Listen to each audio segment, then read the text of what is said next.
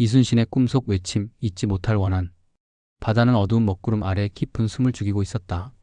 고요함 속에서 느껴지는 불길한 기운, 그리고 멀리서 들려오는 파도의 울음소리. 아무도 예상하지 못했던 운명의 소용돌이가 이 순간 시작되고 있었다. 거센 파도를 뚫고 다가오는 수백 척의 전선. 검붉은 선체 위로 번뜩이는 칼날과 갑옷이 한 줄기 피비린내를 예고했다. 그리고 그들의 앞을 가로막고 선 단 한 사람. 그는 피로 새겨진 맹세를 품고 있었다. 결코 물러서지 않겠다는 결의, 되갚아야 할 원한, 그리고 반드시 이루어야 할 복수. 칠흑 같은 밤하늘 아래에서 울려 퍼지는 함성과 포성. 이 싸움은 단순한 전쟁이 아니었다. 그러나 더 깊은 어둠 속에서 그를 부르는 목소리가 있었다. 차가운 바람을 타고 들려오는 절규, 결코 잊히지 않을 한 사람의 외침. 꿈인가, 현실인가?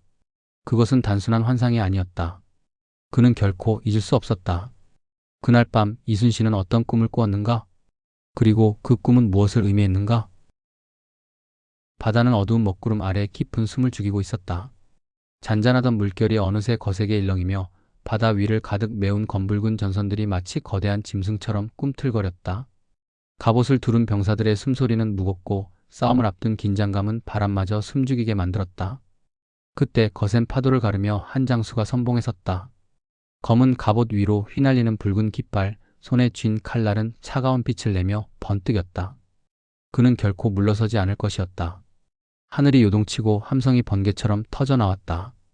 이 싸움은 단순한 전쟁이 아니었다. 피로 새겨진 맹세, 불타는 원한, 그리고 누구도 예상치 못한 운명의 소용돌이. 바다 위에서 혹은 어둠 속에서 그는 결코 잊을 수 없는 목소리를 듣게 될 것이었다. 그것은 그의 피 속에 새겨진 절규, 잊히지 않을 이름, 그리고 반드시 이루어야 할 복수였다. 이제 잊혀지지 않을 원한의 이야기가 시작된다. 각설하고 정유년 9월 16일 적군의 전선 수백 척이 바다를 뒤덮으며 다가왔다. 이순신은 여러 장수들과 함께 전선 10여 척을 이끌고 맞서 싸우려 하였다. 그런데 거제 현령 안이가 몰래 도망치려 하자 이순신이 배 앞머리에 서서 크게 외쳤다. 이에 안이는 당황하여 어찌 감히 최선을 다하지 않겠습니까? 라고 답하며 이를 악물고 적진으로 돌진하여 치열하게 싸웠다. 그러나 곧 적선 4,500척이 안이를 사방에서 포위하여 거의 침몰할 위기에 처했다. 이를 본 이순신은 즉시 전선 4척을 이끌고 구원에 나섰다. 이때 적선 수백 척이 다시 이순신을 포위하고 격렬하게 공격하니 포성이 천지를 뒤흔들고 함성이 사방에서 울려 퍼졌다. 이에 이순신은 배 위에 누각으로 올라가 직접 북채를 잡고 북을 울리며 병사들의 사기를 푹 돋웠다. 그는 화살과 돌이 빗발치는 가운데서도 전투를 지휘하였고 병사들은 이를 보고 더욱 분발하여 목숨을 걸고 싸웠다. 우리 사또께서 나라를 위해 충성을 다하시니 우리가 어찌 목숨을 아끼겠습니까? 하고 한마음으로 힘을 다해 10여 차례 싸우니 한 사람이 열을 상대하고 100명이 1000명을 당하는 듯하였다. 작은 병력으로 큰 적을 상대하며 싸운 지 이미 몇 시간이 지났지만 승부가 쉽게 나지 않았다. 초저녁이 되어 적군이 잠시 물러나자 이순신은 기세를 몰아 공격하여 적선 서너 척을 침몰시켰다. 이어서 계속 추격하니 적군이 크게 패하여 달아났다. 이로 인해 적군은 이순신을 더욱 두려워하게 되었다. 그날 밤 이순신은 진지를 옮기고 승전 보고를 올리니 조정에서 크게 기뻐하며 포상을 내렸다. 왕이 공을 인정하여 자기를 올려주려 하였으나 신하들이 말리며 다시 공을 세운 후에 자기를 올리심이 마땅합니다 라고 하니 왕이 이를 따르고 대신 장군들을 위로하였다. 이순신의 막내 아들 이면은 용맹하고 기마술과 활쏘기를 잘하여 이순신이 특히 아끼던 아들이었다. 정유년 9월 면은 어머니를 모시고 집에 머물고 있었는데 적군이 갑자기 들이닥쳤다. 그는 가족과 함께 급히 피신하면서도 수십 명의 적을 무찌르며 싸웠다. 그러나 도중에 적의 매복을 만나 혼란 속에서 전투를 벌이다가 결국 적의 손에 목숨을 잃고 말았다. 이순신은 이 소식을 듣고 깊은 슬픔에 빠졌다. 하지만 마음을 다잡으며 애써 감정을 억누르고 군무를 계속 수행하였다. 어느 날 책상에 기대어 잠깐 졸고 있었는데 꿈속에서 죽은 아들면이 나타나 말했다. 아버지, 저를 죽인 원수를 어찌 갚지 않으십니까? 이순신이 답했다. 너는 살아있을 때 용맹하고 담대했는데 이제 죽었으니 어찌 스스로 원수를 갚지 못한단 말이냐? 면이 울며 말했다. 저는 이미 적의 손에 죽었으니 비록 혼이 남아있더라도 감히 복수하지 못하겠습니다. 이순신이 다시 묻고자 하였으나 갑자기 놀라 깨어보니 한바탕 꿈이었다. 그는 장수들을 불러 꿈 이야기를 전하며 슬픔을 감추지 못하였다. 몸이 지쳐 다시 책상에 기대었는데 비몽사몽간에 또다시 면이 나타나 말했다. 아버지께서는 어찌하여 저의 원수를 갚지 않으시고 그 도적을 군중에 두고 계십니까? 하며 크게 통곡하니 이순신이 놀라 깨어나 가장 이상하게 여겨 좌우 신하들에게 물었다. 진중에 혹시 사로잡아온 적군이 있는가? 그러자 좌우가 대답하였다. 오늘 아침 적군 한 명을 사로잡아 배 안에 가두었습니다. 이순신은 즉시 그를 데려오게 하여 신문하니 과연면을 죽인 자였다. 이에 그는 적의 사지를 찢어 죽여 아들의 원수를 갚았다. 처음에 당장 양원호 등이 남원을 지키고 있었는데 한산이 패한 후 적군이 수륙 양면으로 크게 밀려오자 성 안의 분위기가 흉흉해졌고 도망치는 자가 많았다. 그러나 양원호는 3천 병력을 이끌고 전라병사 이옥, 광양현감 이춘원, 방어사 김성노와 함께 끝까지 성을 지키고 있었다.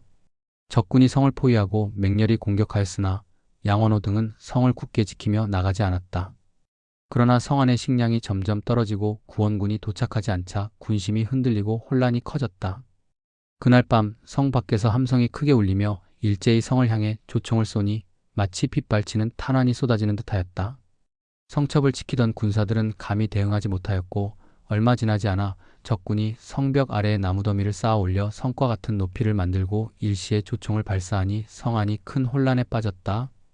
결국 장병들이 북문을 통해 도망치려 했으나 적군이 이를 포위하여 격렬하게 공격하였다. 이 과정에서 살아남은 자가 많지 않았다.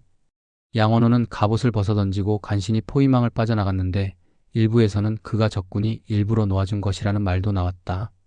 남원이 함락되자 전주 이북 지역까지 대혼란에 빠졌다. 적군이 승기를 잡고 계속 전진하자 각 고을의 수령들은 하나둘 도망쳤다. 그러나 의병장 곽자위는 창녕 화왕산성으로 올라가 성을 굳게 지켰다. 적군이 성 아래까지 이르렀으나 산세가 험난하여 감히 공격하지 못하고 물러났다.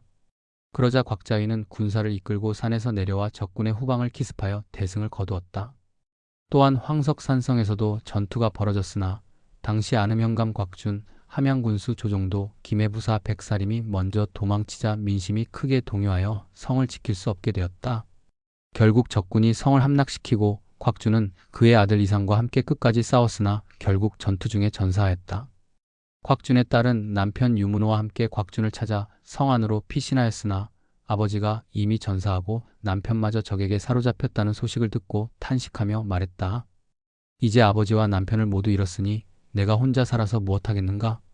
그렇게 말한 후 스스로 목을 메어 죽었다. 함양군수 조종도는 일찍이 난을 피해 산속에 숨어 있었으나 어느 날 함께 피난 온 사람들에게 말했다. 나는 이미 나라의 은혜를 입었으니 어찌 그 은혜를 저버리고 그저 초야에 묻혀 이름 없이 죽겠는가? 그리하여 그는 가족을 이끌고 성을 지키는 데 합류하였다. 그러나 성이 결국 함락되자 곽준 부자와 함께 최후까지 싸우다 전사하였다. 한편 통제사 이순신은 전선 20여 척을 거느리고 진도 벽파진 아래에서 진을 치고 있었다. 그러던 중 적장 마흑씨가 전선 200여 척을 이끌고 아군을 향해 돌진해왔다. 이에 이순신은 배마다 화촉을 실은 뒤 순풍을 타고 나아가 적군을 혼란스럽게 공격하였다. 적군은 이에 대적하지 못하고 달아났고 이순신은 이를 추격하며 적을 섬멸하였다. 전투 중 그는 적장 심한둔을 베어 그 머리를 돛대에 걸고 군사들에게 위험을 보였다. 이로 인해 아군의 사기가 크게 오르고 전세가 더욱 유리해졌다. 승리를 거둔 이순신은 이후 금오도로 나아가 진을 쳤다. 이때 그의 군사는 이미 8천여 명에 달하였으며 피난민까지 합하면 수만 명이 모였다. 군의 위용은 한산도에서의 전력보다도 10배나 강해져 있었다.